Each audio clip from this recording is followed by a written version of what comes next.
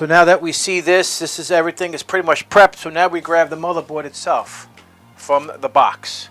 Okay, so what we want to do is grab the motherboard out of the box, put that aside, and then we want to grab the back shield. Okay, this is the shield plate for the back for the components. And we want to install that. We're going to do that now.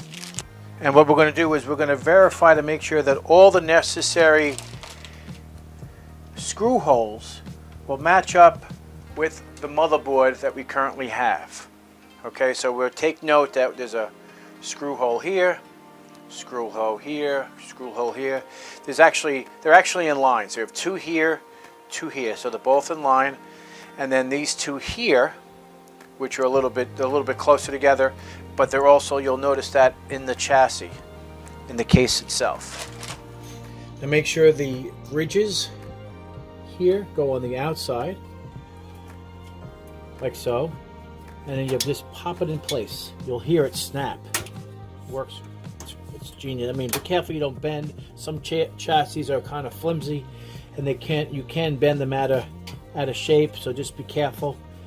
Now this is in properly. Let's make sure that we have it right side up, because there is an up and a down. Usually the audio is on the left hand side, the PS2 keyboard and all that necessary stuff is on the right, closest to the power supply. Okay, so now we have that installed. Now we're going to do the motherboard. So we take this ever so carefully, pop it in like so. Okay. A couple of things are actually getting caught here on the hardware, and that happens, so you got to finagle it a little bit. All right, so now we grab the mounting screws, and most likely we're going to be using the coarse screw type to hold the motherboard in place, because you won't be able, once you're trying to push the motherboard forward so the screw holes line up, and then you pop it into place like so everything lines up.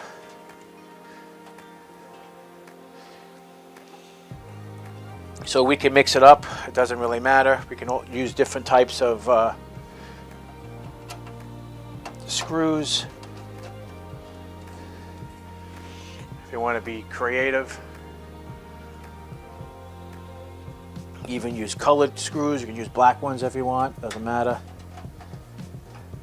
So you pretty much just put all the screws into place. If we were going to use a video card with this installation, we would be removing this slot. Now remember, this slot is actually removable. The other two, all the other three here are fixed.